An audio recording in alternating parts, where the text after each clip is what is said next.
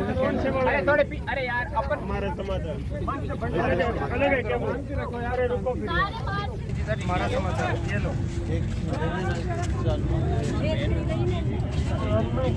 पता नहीं सर मैंने लगा लिया।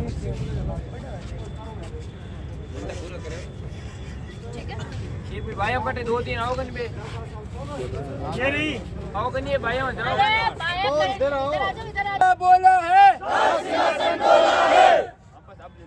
नमस्कार, बहुत स्वागत है आपका हमारे समाचार में और मैं हूँ आपके साथ दिव्या शेखावत। देखिए जरा एक बोर्ड लगा हुआ है पीछे की विशेष शिक्षक संघ राजस्थान के द्वारा जो है यहाँ पर प्रदर्शन किया जा रहा है कि आखिर में विशेष जो शिक्षक है दिव्यांगजन जो लोग हैं उन्हें शिक्षा से वंचित क्यों रखा जा रहा है।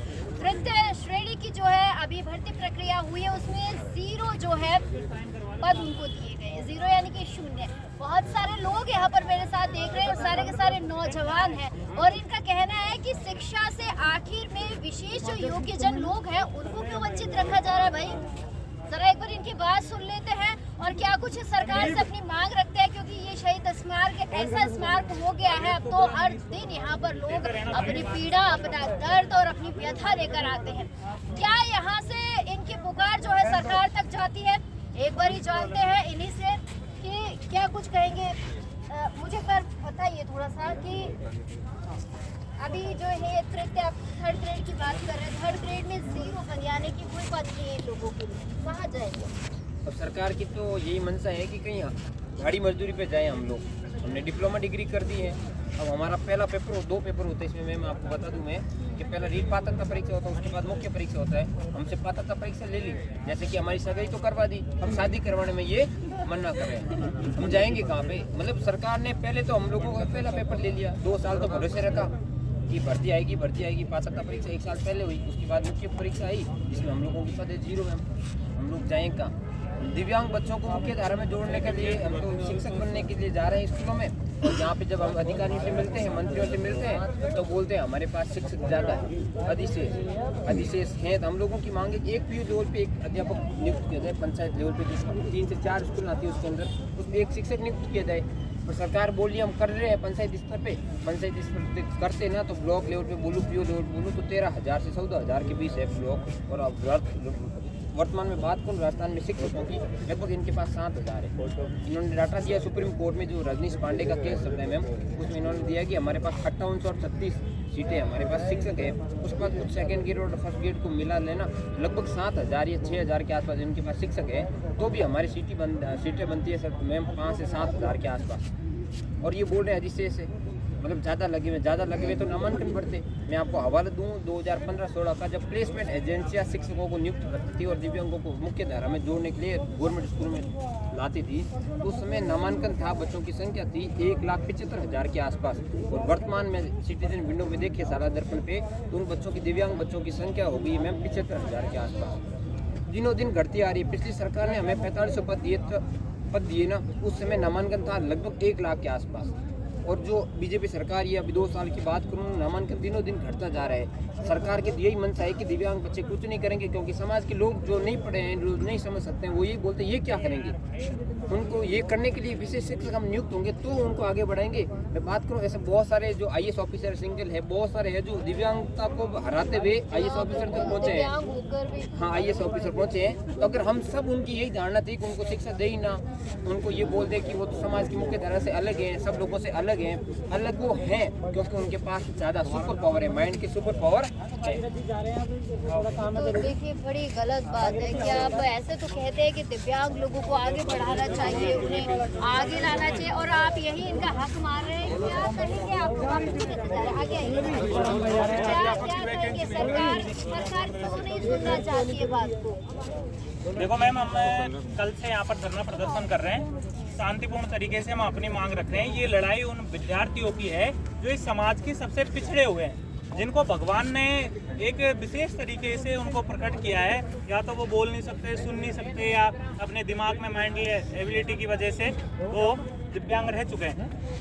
अब विडम्बना है ये हमारी सरकार की कि जब इनको जन्मदिन मनाना होता है, रक्षाबंधन मनानी होती है या भाई लूटनी होती है, तब तो ये दिव्यांग विद्यार्थियों की और दिव्यांग बच्चों की सिंपैथी दर्शाते हैं। सीएम साहब ने रक्षाबंधन के लिए जामड़ौली में जो प्रोग्राम किया था, दिव्यांग विद्यार्थियों के लिए एक प्रोग्राम किया था। वहाँ पर आपने देखा होगा, मीडिया में भी खूब चला था। वो एक मेंटल रिटार्डेशन की एक बालिका थी, उनको कुरकुरा वो खिला रहे थे। सर, उनको कुरकुरा की जरूरत नहीं है, उनके घर वाले हैं खाना खिलाने के लिए। तो आप अगर उनको देना ही चाहते हो ना, तो उनको शिक्षक दो। अगर आप उनको देना ही चाहते हो ना, तो उनको भौतिक सुविधाएं दो, उनको पढ़ने के लिए ब्रेल लिपि की किताबें दो, उनको सुनने के लिए इंस्ट्रूमेंट दो, उनको समझाने के लिए, उनको हौसलों को उड़ान देने के लिए प्रत्येक बालक को एक विशेष शिक्षक दो। ये हम मांग कर रहे हैं सरकार से। अभी क्या करते हैं ये लोग, तोड़ मरोड़ के और अपने कानूनों को इस तरीके से इन्होंने बना दिया है कि 10 बच्चों पर हम एक विशेष शिक्षक देंगे प्राइमरी लेवल पर, और अपर प्राइमरी लेवल पर ये चाहते हैं कि 15 विद्यार्थियों पर हम एक विशेष शिक्षक देंगे। हम इस समाज के जिम्मेदार व्यक्ति हैं, हम में सब में कॉमन सेंस है। पिछले 3 साल में 2 लाख बच्चों का ड्रॉप आउट हो चुका है दिव्यांग बालकों का। अगर हम देखें तो जब प्लेसमेंट एजेंसियों के हवाले ये शिक्षा व्यवस्था थी विशेष शिक्षकों की, तब जाके 2.5 लाख नामांकन था। और आज ये विडंबना है सरकार की कि आज वो नामांकन घट के 78,000 पर वो नामांकन आ गया है। लेकिन अभी भी ये सोई हुई सरकार उन विद्यार्थियों को शिक्षक उपलब्ध नहीं करवा रही है। मुझे एक बात बताइए कि कल से आप लोग यहाँ पर बैठे हैं, कौन सा बड़ा अधिकारी, कौन सा बड़ा नेता, किसी ने आपसे फोन पर बात की हो, कोई आपके बीच आ गया हो जिसने ये कहा भैया मैं तुम्हारी परेशानी में खड़ा हूँ, मैं तुम्हारी बात सुनूं, कोई आया? हमें कल शिक्षा सचिव से बात करके आए थे जो कृष्ण कुणाल जी हैं। उन्होंने कृष्ण कुणाल जी ने बताया कि आपके जो विशेष अध्यापक है वो अधिशेष है विद्यालयों में। वो जो नियम लगा रहे हैं मैम, उस नियम को तोड़ मरोड़ के लगा रहे हैं। वो 10 विद्यार्थी जब प्राइमरी लेवल पर होंगे तो एक शिक्षक देंगे, अपर प्राइमरी पर 15 विद्यार्थी होंगे तो एक शिक्षक देंगे। अपन जिम्मेदार पर्सन है। अगर ये बताओ जिस पीओ लेवल पर या जिस ग्राम पंचायत में 9 बच्चे हैं, तो क्या उनको राइट नहीं है? आरटी एक्ट के तहत में 25 में धारा संख्या 25 में साफ लिखा हुआ है कि प्रत्येक बच्चों को शिक्षा का अधिकार है। अब जहाँ पर 9 विकलांग बच्चे या दिव्यांग बच्चे वहाँ पर पढ़ रहे हैं, उन 9 दिव्यांग बच्चों को देने के लिए इनके पास में कोई पॉलिसी नहीं है उनको शिक्षा देने के लिए। उनके पास में कोई विशेष शिक्षक नहीं है। 9 बच्चे, क्या होता है कि 1-2 महीने तो वो स्कूल आते हैं, फिर जब अध्यापक नहीं होता है तो वो ये हार मान के और घर रुक जाते हैं कि अब हमारे को पढ़ाने वाला तो कोई है नहीं है, तो वो बच्चे को अपने पास रख लेते हैं। 9 बच्चों पे वो शिक्षक नहीं दे रहे हैं, वो केवल तभी शिक्षक देंगे तब 10 विशेष बालक वहाँ पर अध्ययनरत होंगे। हमारी मांग ये है कि जहाँ पर एक भी विद्यार्थी अगर अध्ययनरत है दिव्यांग, तो उसको आप विशेष शिक्षक दो। अगर आप नहीं दोगे तो ये जो नामांकन है, जो ड्रॉप आउट है, वो गिरता हुआ जाएगा। जो आप शिक्षा की बात करते हो, जो क्वालिटी एजुकेशन की बात करते हो, वो सपने आपके कभी साकार नहीं हो सकते जब तक विद्यालयों में अध्यापक नहीं होंगे। अच्छा, सरकार बड़ी बड़ी बातें करती है कि दिव्यांग लोगों के लिए हमने ये कर दिया है, वो कर दिया, ये कर रहे हैं, वो कर रहे हैं, क्या कर रहे हैं? लगता है कुछ कर रही है सरकार? कुछ नहीं कर रही है। अभी तक सरकार यदि करती तो आज ये स्थिति युवाओं की नहीं होती, उधरने पर नहीं आती। हम पहली बात तो विशेष शिक्षकों की भर्ती L1 में L2 में इतनी आनी चाहिए कि युवाओं में जोश होना चाहिए। जोश होना चाहिए कि हम भी कुछ जब ये सरकार बनी थी तो इस सरकार में बनाने के लिए युवाओं का बहुत अहम योगदान था, और यदि इस तरह से हमारे साथ अन्याय हुआ तो आने वाले समय में आगे पंचायत राज चुनाव है, उनको ईंट का जवाब पत्थर से दे देंगे। और तो मैं तो भजनलाल सरकार से ये मांग करता हूँ कि L1 में L2 में सेकंड ग्रेड फर्स्ट ग्रेड इनमें सब में विशेष शिक्षकों की भर्ती होनी चाहिए, ताकि युवाओं में निराशा नहीं आई। जो विकलांग बच्चा होता है, जो माता पिता उसका किस प्रकार से पालन पोषण करता है, और ये तो सरकार हर प्रकार की लाभान्वित योजना से वंचित रखना चाहती है कि प्रत्येक व्यक्ति को शिक्षा पाने का अधिकार है। लेकिन जो विकलांग बच्चा है वो किस प्रकार से, यदि विशेष शिक्षक नहीं होंगे, किस प्रकार से शिक्षा ग्रहण करेंगे? तो मैं तो सरकार से ये मांग करता हूँ कि L1 में L2 में सेकंड ग्रेड में फर्स्ट ग्रेड में सब में विशेष शिक्षकों की भर्ती इतनी होनी चाहिए कि जो विकलांग बच्चे उनके माता पिता में ये दीपावली की तरह एक उत्सव होना चाहिए कि हमारे बच्चों में भी शिक्षा पाने का आज भी इस देश में पूर्णतः अधिकार है। क्या दिखाना चाह रहे हैं? देखो, मैं गजट नोटिफिकेशन है जो 2022 में पारित हुआ था, आरटी में संशोधन हुआ था। इसमें साफ लिखा हुआ है टिप्पणी नंबर 1 में कि एक स्कूल और एक विशेष शिक्षक का मानदंड यथावत रहेगा। अगर किसी विद्यालय में एक भी दिव्यांग विद्यार्थी है तो उसको आप शिक्षक उपलब्ध कराएंगे। लेकिन इनने तो केवल 10 और 1 को पकड़ के और हठधर्मिता से हट नहीं रहे। पूरी जो सरकार है पूरी तरीके से उस पर नौकरशाही हावी है।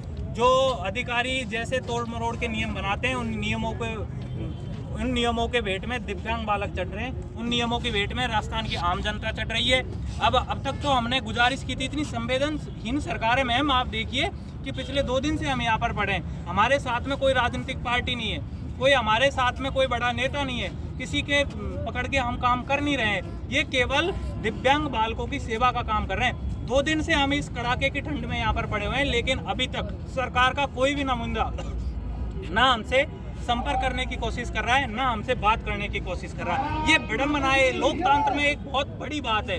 जिस सरकार को हमने बोरियां भर के गाड़ियां भर के वोट दिए थे, हथेलियों पर इनको बिठाया था नेताओं को, जब विधानसभा के चुनाव होते हैं तभी हमारे घरों में वोट मांगने आ जाते हैं, लेकिन जब काम की बात आती है तो ये दूर दूर तक नजर नहीं आते। अब ये कान खोल के सुन ले सरकार, ये विशेष तमाम राजस्थान के 1 लाख जो बेरोजगार साथी है, दिव्यांग बच्चों को जो पढ़ाने वाले विशेष शिक्षक है, और जो लगभग 2.5 लाख बच्चे जो दिव्यांग है, उनकी तरफ से मेरा ये संदेश है और उनके अभिभावकों की तरफ से संदेश है। इस शिक्षा से जुड़े हुए कम से कम पूरे तमाम राजस्थान में जो संख्या है इस क्षेत्र से जुड़े हुए लोगों की, वो 10 लाख है। अगर आप ध्यान दे लीजिए इन बातों पर, अगर आप ध्यान नहीं दोगे तो आने वाले समय में पंचायती राज चुनाव में और 2028 के विधानसभा चुनाव में आपको मुंह की खानी पड़ेगी। आपने अंत में अपनी हालत देखी है किस तरीके की हुई है। अगर आप अपने अभी भी नहीं सुने, अभी भी नहीं संभले इन अधिकारियों पर, अभी भी आपने अंकुश नहीं लगाया, अगर आम जनता की बात आपने अभी भी नहीं सुनी, बेरोजगारों की बात अभी भी नहीं सुनी, तो आपको मुंह की खानी पड़ेगी जैसे तुमने अंता में खाई थी। ये हमारी आखिरी चेतावनी है। हम मरने मारने के लिए यहाँ पर आए हैं, जब तक हमारी मांग पूरी नहीं होगी